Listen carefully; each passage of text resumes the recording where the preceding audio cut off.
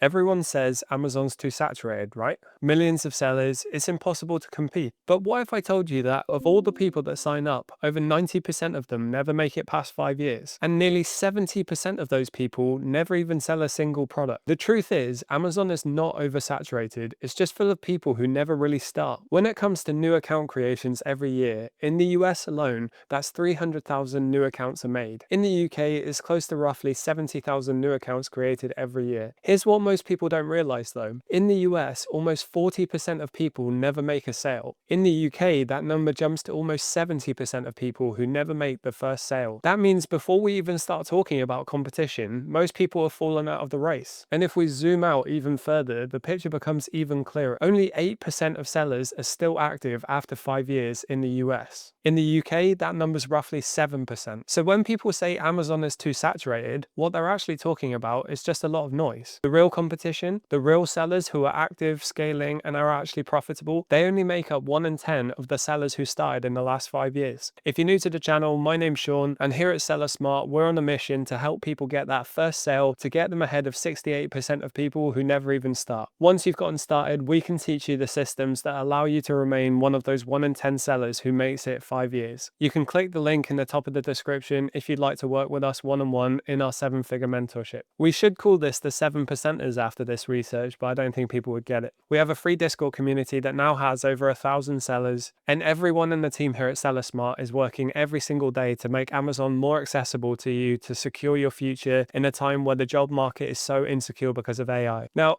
we can't really talk about the survival numbers of Amazon fairly without comparing it to other businesses. When most people hear that 90% of sellers fail within that 5-year window, they think, wow, that's so bad. But here's what most people don't realize. These odds actually look pretty normal when you compare them to other business models. In some cases, Amazon actually does a lot better on average. Look at these numbers side by side. The survival rate for Amazon sellers is roughly 7 to 8%. Shopify stores are roughly between 5 and 10% based on their own data. Dropshipping stores usually make up less than 5% of people survive. Speaking from my own experience, I tried dropshipping. I know way more people losing a lot of money than making money in dropshipping. People who get into YouTube and try and become a creator, less than 2% become monetizable on the platform. So yes, Amazon is not as easy as it used to be. You have to follow compliance, there's lots of regulations you have to follow, but it is by no means an outlier. You have to treat it like a real business, and just like any other real business, the problem is not the platform, it's how you execute on the business. What makes Amazon look so much harder is that anyone and their mums with a few £100 in a YouTube video can jump on and try the platform. But because the barrier to entry is so low, most people jump on without a clue on how to do it, with no systems, and they give up really quickly, or they don't even start. And that's why most sellers never even make it past the first year. I'm telling you from my own personal experience talking to so many people, most people don't even know how to source themselves, even if they've been testing Amazon for a year. They rely on other people, cook groups, lead providers, and it just doesn't work, let alone knowing how to handle the admin and the leakage that comes from running this business. So if 9 out of 10 sellers don't make it to 5 years, why? Well, the first big reason is simple, and we can see from this data, they never really start. Across the data, between 40 and 70% of people never even make a first sale. The numbers are even worse when you take a look into how many sellers get their first review. Most people we talk to, and what this data shows, is that people watch videos, overanalyze, and fear, confusion, or procrastination set in, and they don't take that first step. I always knew that this problem was bad just from my anecdotal experience talking to people, but looking at this data was actually shocking to see how bad it actually is. In an interesting way though, it's actually kind of positive, right? Imagine how easy it is to get ahead of 68% of other sellers by just taking that first step and actually trying it. I'm telling you, you just need to give it a go. That is the truth of it at the end of the day. You don't need to overanalyze, you don't need to watch 100 hours of videos, you just need to try. The second reason most people fail is money. Most people don't realize that Amazon holds your funds for 2 weeks and then it takes 3 to 5 business days for it to pay out. Combine that with buying new stock, Amazon fees, prep fees, before you know it, all of your cash flow is tied up and you can't reinvest into your business as quickly as you thought you could. That's why most sellers burn out so quickly. It's not because they're not profitable, it's because their cash flow is so poor. Hopefully now you can see why we tell people that Amazon is not a get-rich-quick scheme. You can make absolutely crazy money doing it, but just like anything good in life, it takes time and it takes reinvestment back into the business. The third reason people fail is often caused by isolation.